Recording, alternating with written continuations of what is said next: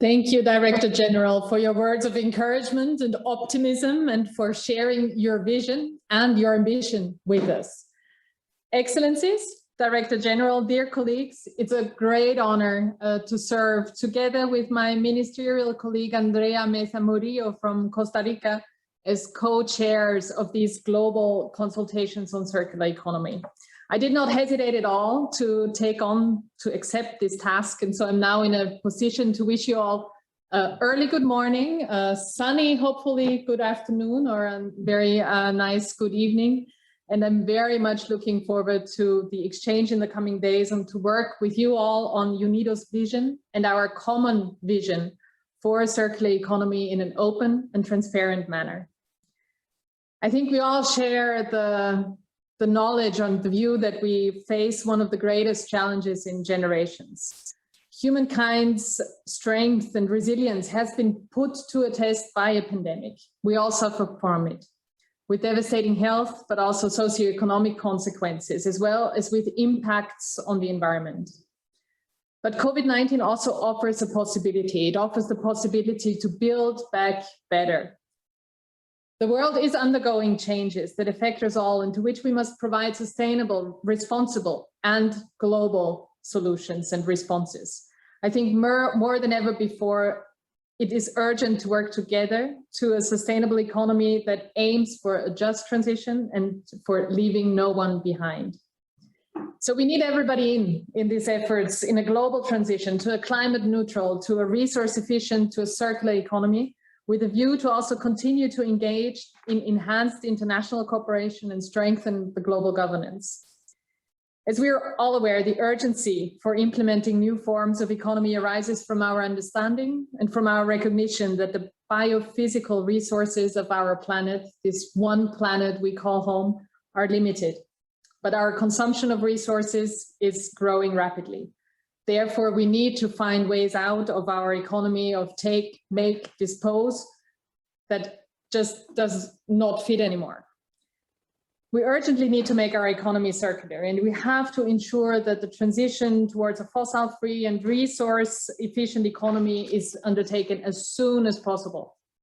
So transformation is key in this regard, as it will embrace not only our economies, but also societies around the globe. UNIDO's initiative to hold global consultations on transformation towards a circular economy could not be more timely.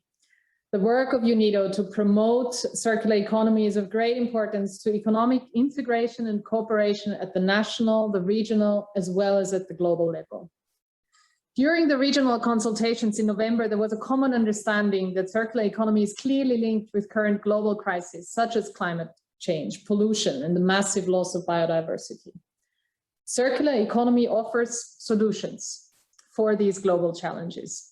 So what are we indeed talking about? In my view, circular economy aims to reduce the overall use of raw materials by economies by 5 important steps: improving the efficiency with which materials are used, extending the amount of time that products are in use, using products more intensively as long as they are in use, substituting service and software solutions for physical products, and recycling the materials contained in products at the end of their useful lives.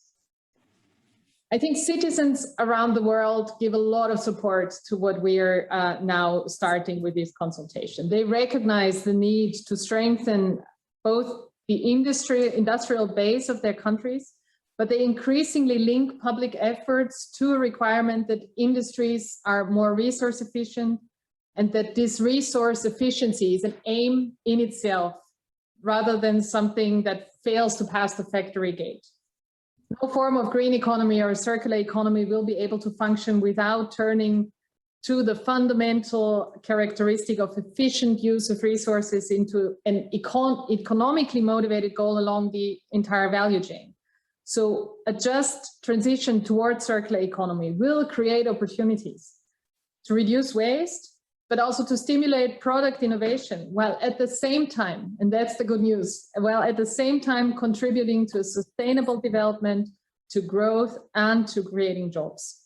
So new business models are key to this transformation. Equally, in a thus transformed industry produces no longer simply sell products, but rather the performance, the service, and do so in partnership with the user. So industry, as well as the whole subsequent value chain, including trade, must become part of these business model and also develop and continue to develop existing paradigms. Dear colleagues, many countries have already taken steps towards circular economy. Also, the private sector, academia, NGOs, international organizations have a strong focus on transitioning the industry sector.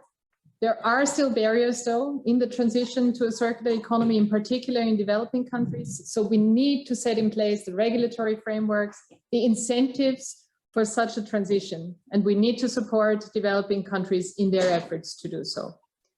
Let me once again emphasize that I'm very much looking forward to hearing from you during the coming days, your experiences, your best practices, your emerging or already innovations that are in place, and your ideas for a circular economy in principle, but also in practice by the industries in your countries. Thanks a lot.